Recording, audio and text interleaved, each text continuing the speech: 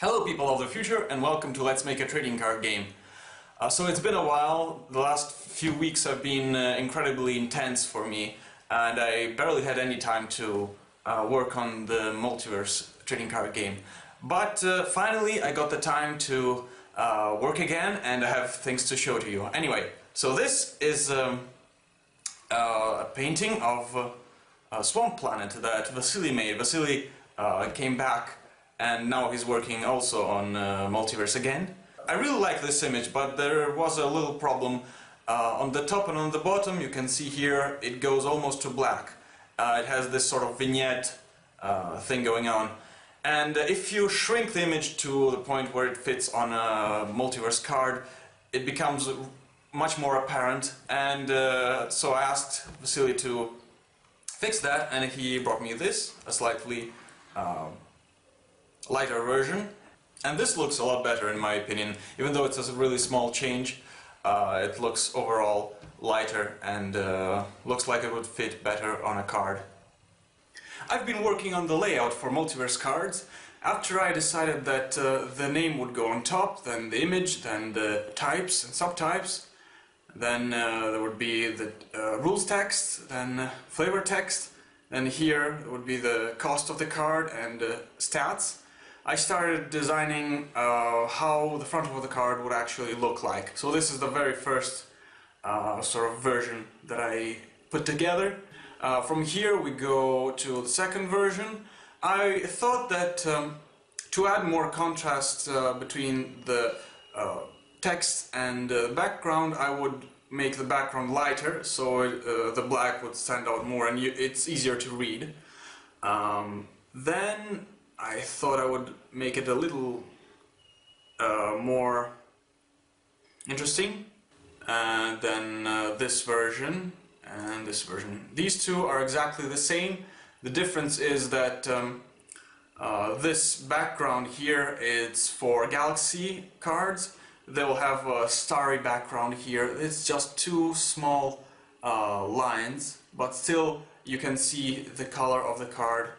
For example, here if the card is red, you will have two red lines. If the card is red and blue, you'll have a blue and red line. And if it's a Galaxy card, you would have stars and just a very dark background here. Then I tried to find the right font for the cards. I came up with this one. It's not exactly what I want. I needed it to be readable, but have some sort of style that tells you that the game is about space and space exploration.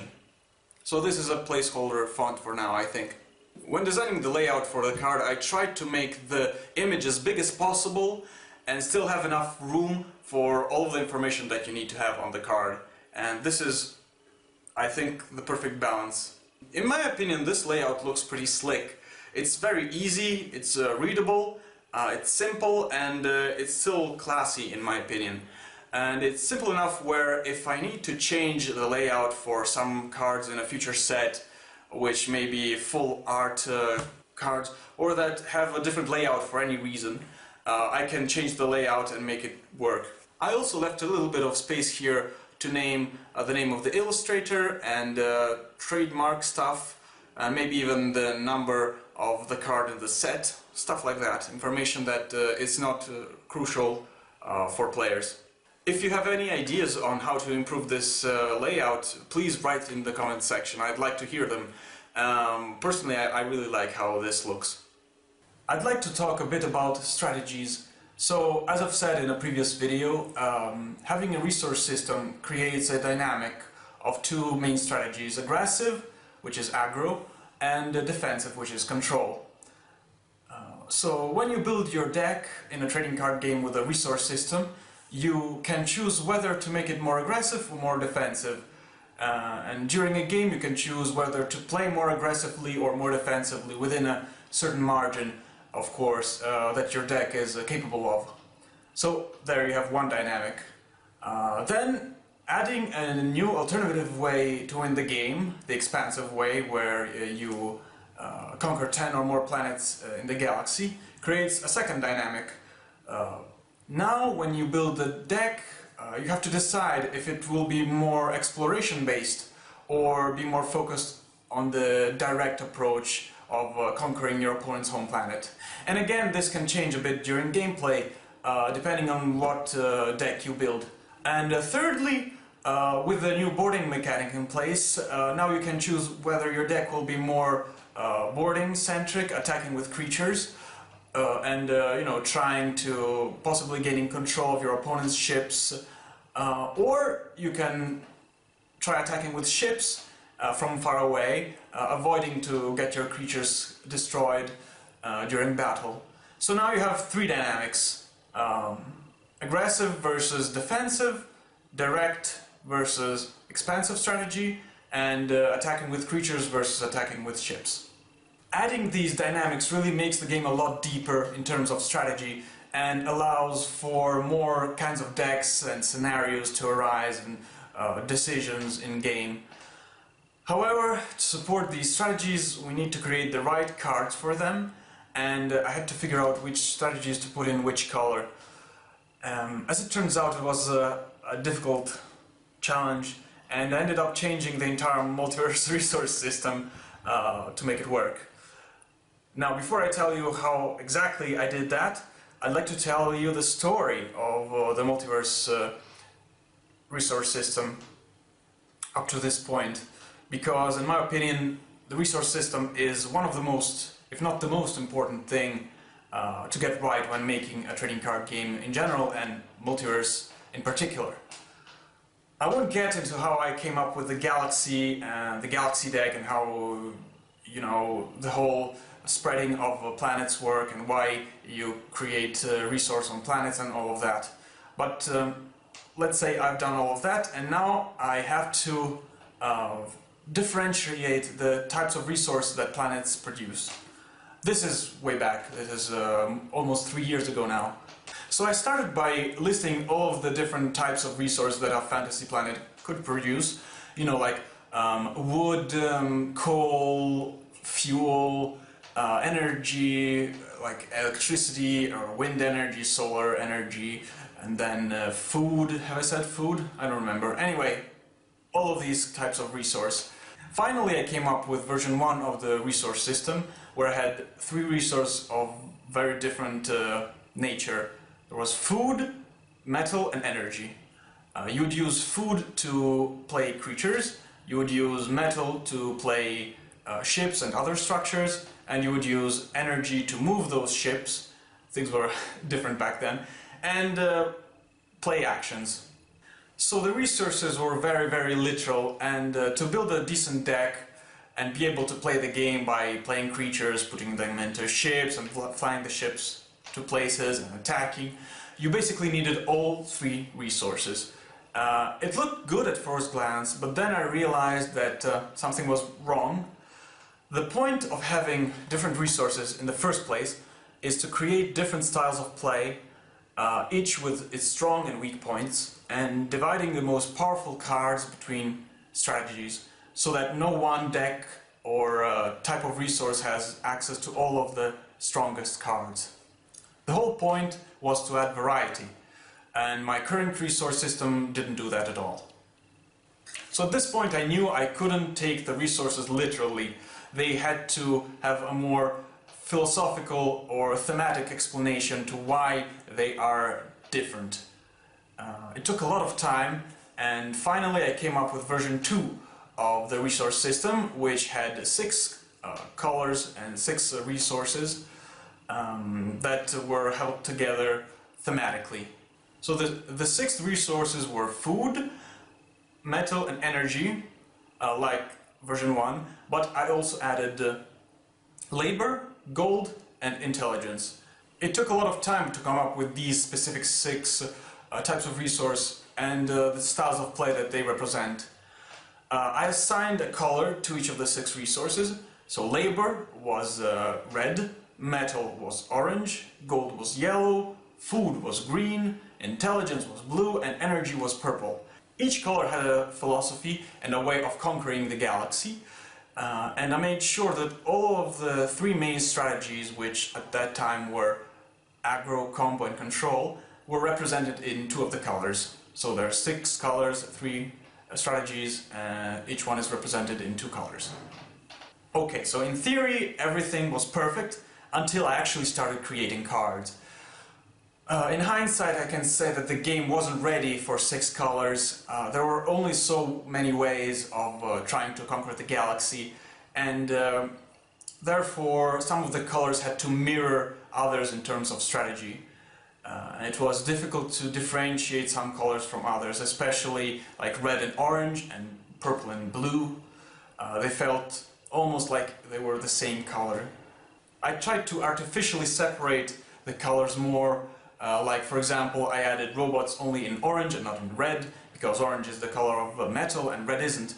But it really felt forced and didn't make that much sense. Eventually I just got rid of orange and purple entirely, and I had to tweak the identity of the other 4 colors accordingly to create version 3 of the resource system. It's the one that you know from my previous videos. The 4 colors at this point had little to no connection at all to the original resources they were supposed to represent, and they were more of a tool to divide the different strategies, like green was mainly combo, red was mostly aggro, and blue was control. And yellow was the mid-range color, which by its very nature lacks a defined strategy. And at first I thought it would be fine, but then I realized that because of it, yellow really didn't have its own identity.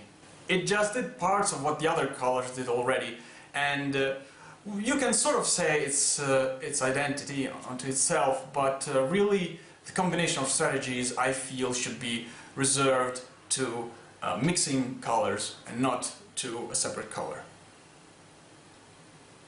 Anyway, long story short, I had a problem with the color yellow. I looked at the yellow cards and saw that I could divide them into 2 groups. 2 different ways of going about conquering the galaxy. Yellow can use both peaceful ways of conquest, like economics, trade, politics, and also use corruption, manipulation, theft, lies, and so on, sort of dividing the good and the evil part of yellow. That was my idea, because they felt really like different philosophies and different ways of conquering the galaxy. But then I looked back at what I was doing, and I was creating a resource system that had nothing to do with the actual types of resources that I started with, and I was moving dangerously close to the 5 colors of mana of Magic the Gathering, so I was in this weird spot. So this is when I was testing the gameplay of Multiverse, and I was fixing gameplay issues, and that's basically when I added boarding, and then later added the new win condition. So adding these dynamics, the resource system had to change accordingly, and instead of splitting yellow into 2 colors, I decided to rethink the whole concept of my resource system that wasn't working. It took a while, but finally I came up with the new 6 resource system, closer to version 2 of the resource system that I had before. Only this time there are more strategy to go around, so the divides between, let's say, red and orange or purple and blue are a lot more pronounced. All of the 6 colors ended up having their own identity, which is fantastic. Finally they have clear-cut identities. Yellow became mostly the color of diplomacy and economics, and all of the evil stuff went to purple. So yellow now is mostly a positive color, which is interesting. And looks like the 6 colors cover overall all of the cards that I can think of, all of the philosophies, all of the dynamics. I won't explain exactly what the 6 new colors do. I've been talking for a long time, and I'll explain it in the next episode, let's say. So it's been so long since the last Let's Make a Trading Card game that Vasiliy had time to make a new piece of artwork for the Multiverse game. This time it was the metallic planet. This is what he originally sent me, and to me it looked a little bit empty. I really liked how he portrayed the metallic surface, but to me there just wasn't enough information on this image, so I suggested him to add some planets or moons in the sky, or possibly rings, and add some highlights so there would be more details on the surface as well. And this is what he sent me, the new version, which is significantly better in my opinion. And personally, I think this is the best work that he made for Multiverse. I don't know, I just love this piece of artwork. Meanwhile, I haven't been up to much due to exams, concerts and whatnot. I started drawing this trader character on an old live stream, but it's not done, and I haven't finished it, and I haven't even finished my one-man fighter jet that I did on a previous stream.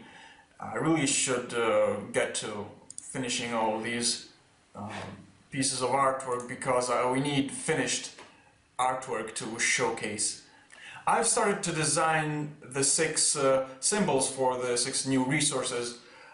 These are 2 of them. I haven't finished, of course, but my priority right now is to create the newest iteration of the base set, because since I added the new rules, the boarding mechanic and the new alternative win condition, and I changed up the colors, I added 2 new whole colors, I have to update the whole set, and I'll be starting from scratch. I have the framework already here. I have 40 cards of every color, 20 commons, 12 uncommons and 8 rares. Then I have 20 generic or colorless cards, 10 commons, 6 uncommons and 4 rares. Then I have 25 galaxy cards, of which 21 are planets, because there are 21 different combinations of 2 resources. That's crazy. Vasiliy will have a lot of work to do. And I've opened here my previous iterations for the base set, so that I can borrow ideas from here, and I really should get on with it. And I'll update you guys on my progress next time. Let's make a trading card game, and until then, keep it up.